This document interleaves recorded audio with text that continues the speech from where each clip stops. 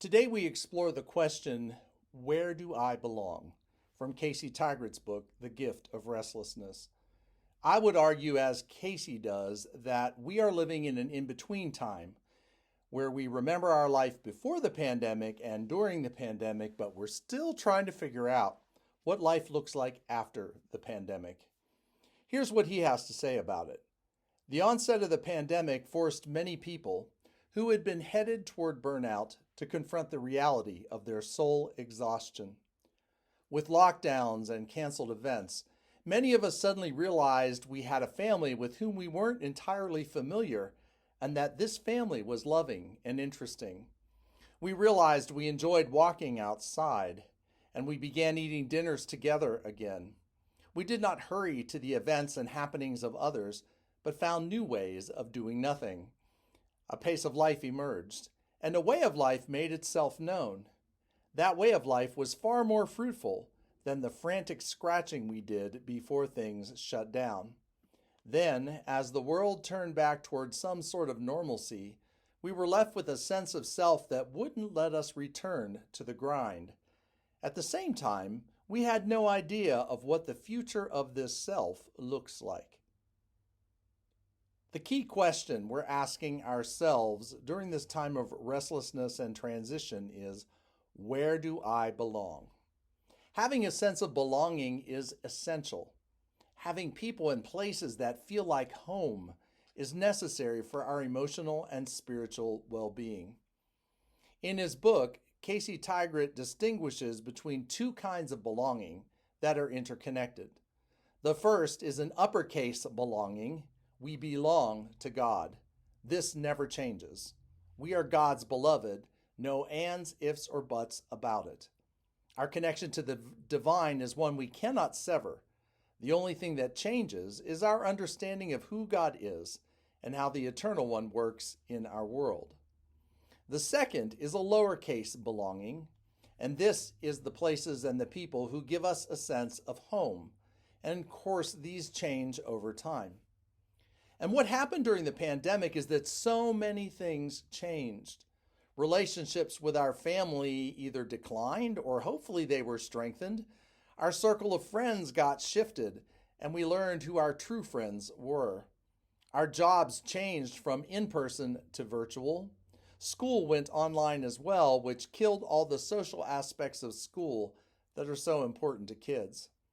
Some of us had pandemic babies and had to figure things out without the help of parents and other supportive loved ones. Church was turned upside down, and we had to get really inventive. And this made us ask questions like, can Jesus figure out Zoom communion? What do I value the most about my faith community? And where is God in the midst of this pandemic? Our uppercase and lowercase belongings were shaken vigorously, and this left us with brain fog and a sense of disorientation. Well, now that we've emerged from the worst of the pandemic, we've entered into a season of restlessness. The pandemic changed us as individuals and as a society. Therefore, we cannot go back to the way things were because we are different people than we were before the pandemic began. And what is happening now is that we are making choices. We are deciding what to keep and what to abandon. We're deciding what lessons and habits we learned during the pandemic that we want to carry forward and what no longer works for us. Are you with me so far? And the way this has affected faith communities is huge. Some people joined churches during the pandemic and found strength and encouragement there. These new connections helped them to grow in their relationship with God. Others never came back and found other ways to connect with God outside of the institutional church. And this happened in every church I know of, including ours. And those who left aren't necessarily angry, but their lowercase belongings shifted to other things, priorities, and people. And we have to accept this as a consequence of the pandemic, and there is not a lot we can do about it. But what we can do is help those who are here to strengthen their sense of their uppercase belonging, and to forge deeper friendships with those who worship with us every Sunday, so that their lowercase belonging to us remains strong and secure. And while we're doing this, we also need to tend to ourselves. We need to admit that we cannot go back to the way things were. We need to admit that we are a changed people. We need to admit that because of this, our sense of belonging to God and others and places have shifted. And this is not a bad thing. It is a part of the ordinary rhythm of life. Casey Tygrett sees this holy rhythm in a familiar teaching of Jesus. He writes, "Our movement between lowercase belonging and uppercase belonging requires a guide. The teachings of Jesus offer us a set of touch points, and at its heart, the way of Jesus is a way of attachment, detachment, and reattachment. Exemplifying these restless movements, Jesus says, if any want to become my followers, in other words, attached to me, let them deny themselves and take up their cross to detach from safety and comfort and follow me, to reattach to me." Casey Tygrett follows this observation up by saying, this is what spiritual transformation asks of anyone who accepts the life of belonging, to become one who attaches, detaches, and reattaches, and does so in deep trust of the divine. And so we have attachment, detachment, and reattachment. And this is a holy rhythm indeed. And once we are aware of this rhythm, we no longer need to be afraid of it. Once we accept the fact that our understanding of God will change over time, it doesn't need to be an existential crisis.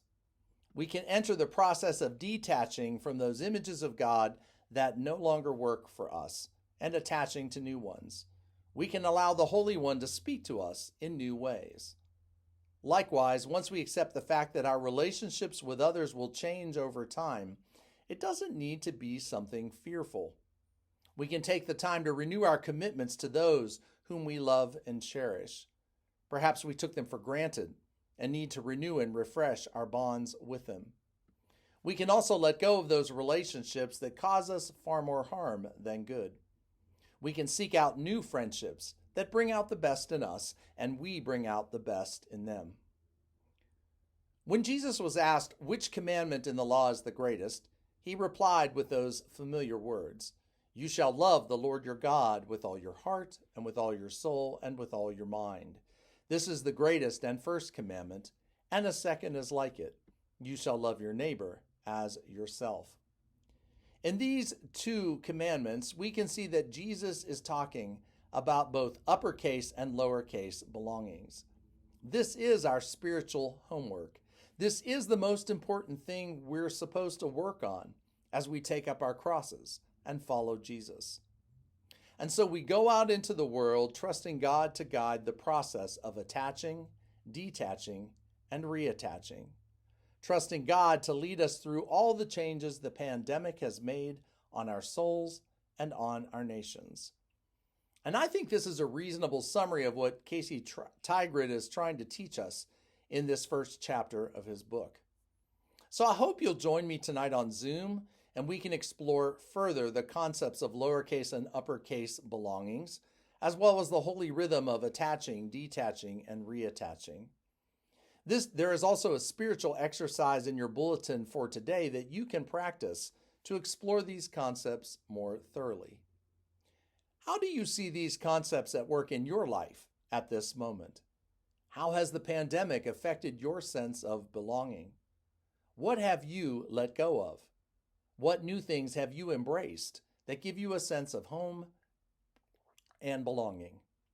These are important questions we need to ask ourselves if we want to grow in our relationship with God and live happy and fulfilling lives. Amen.